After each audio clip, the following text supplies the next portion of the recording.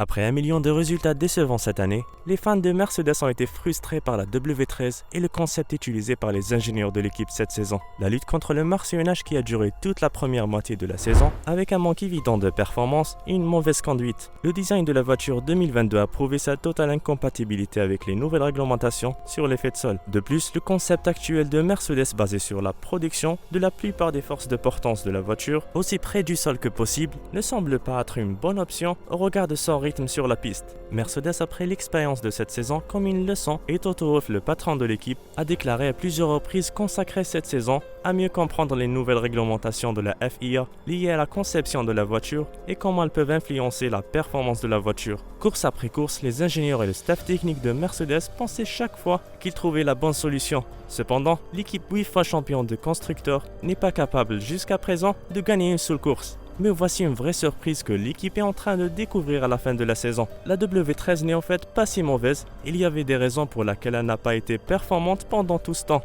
Alors pourquoi la W13 est considérée actuellement comme étant si mauvaise ? Quelles sont les raisons derrière cette version catastrophique de la voiture que Mercedes a eue cette saison? Continuez à regarder, nous allons le découvrir. En travaillant sur sa voiture de F1 pour 2023, Mercedes évite les erreurs commises au cours de cette saison afin de revenir rapidement à la lutte aux avant-postes. Opintang, ancien pilote de monoplace, estime que la progression de Mercedes ne devrait pas être une réelle surprise. Il pense que c'est tout à fait logique car l'équipe pourrait enfin régler ses problèmes de martionnage. Tang a expliqué à motorsport.com que la W13 n'est pas si mauvaise que cela. Il pense que le vrai problème n'est pas vraiment la voiture, mais plutôt le fait que le Silver Arrows n'ont pas pu trouver des solutions aux problèmes de martionnage, aussitôt qu'il aurait fallu. Je pense que Mercedes a fait des progrès. La voiture n'est pas si mauvaise. Je le dis depuis le début de la saison, ils ont eu un énorme problème avec le martionnage. Dès qu'ils ont réglé ce problème, ils ont été immédiatement compétitifs. C'est très perturbant pour le pilote pendant la conduite, mais aussi pour les ingénieurs. L'ancien pilote de 39 ans a expliqué que si Mercedes a eu du mal à maîtriser le problème,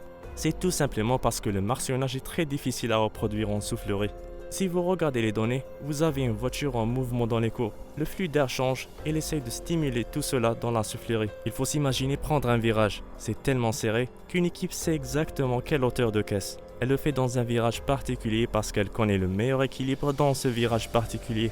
Avec le martionnage, vous essayez juste de garder la voiture sur la piste et vous n'entrez pas dans les détails. Pour lui, le temps que Mercedes a pris pour comprendre le rebondissement de sa voiture et le corriger le temps nécessaire pour un problème aussi difficile. Il est très logique qu'on a fait un grand pas en avant quand ils l'ont sorti.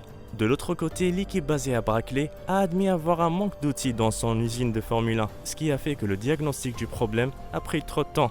Et l'équipe a perdu beaucoup d'opportunités de revenir en avant. Le patron de l'équipe, Toto Wolff, a déclaré que du temps a été perdu au début de la campagne, car l'équipe a constaté que les données provenant de son usine n'étaient pas vraiment utiles pour comprendre ce qui ne va pas avec la conception de la W13. Wolff pense que les outils et les simulations de l'équipe n'étaient pas au meilleur niveau pour aider l'équipe à établir une bonne stratégie. Wolff a expliqué que 2022 était une saison à prendre comme une leçon. Il ne veut pas être optimiste pour la saison à venir, mais il espère que les données qu'ils ont recueillies et les choses qu'ils ont pu comprendre peuvent aider pour l'année à venir. Nous n'avions pas les outils, les simulations et la compréhension pour révéler les problèmes que nous avons créés. Avec la façon dont la voiture a été développée, nous ne pouvions pas la faire rouler là où nous voulions la faire rouler, aérodynamiquement et mécaniquement. Elle n'était jamais au bon endroit. Il nous a fallu des mois pour défaire certaines des étapes que nous avons faites. Donc ce n'est pas que je crois que nous avons découvert le Holy Grail et que nous comprenons tout et ça va être explosif l'année prochaine. Mais c'est maintenant une période cruciale, littéralement au cours d'1 ou 2 prochains mois, nous devons avec un certain degré de précision comprendre ce que doit être fait pour l'année prochaine.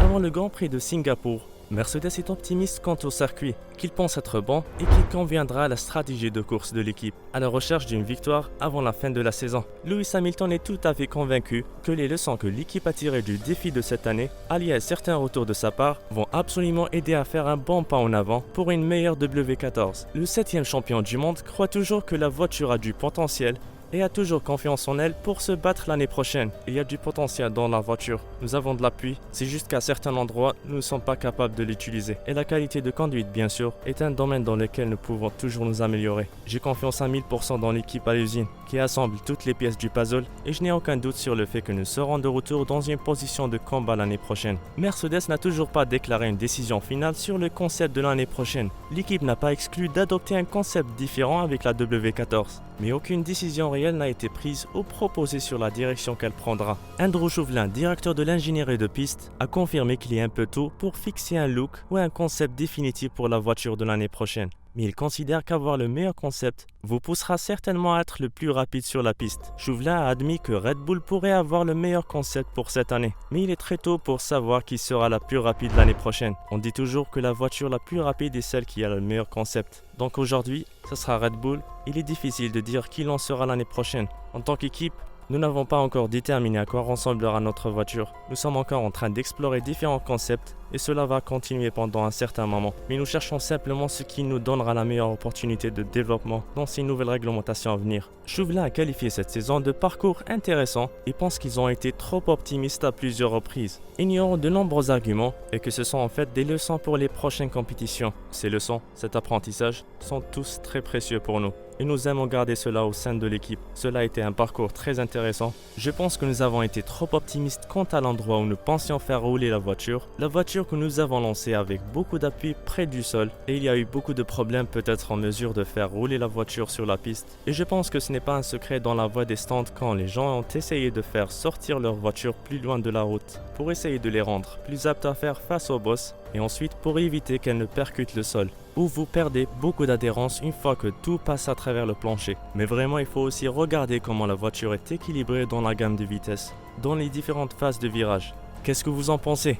Est-ce que le concept de la W13 est vraiment bon après avoir éliminé le martionnage? La W13 n'était pas si mauvaise. Dites-nous ce que vous en pensez dans la section des commentaires.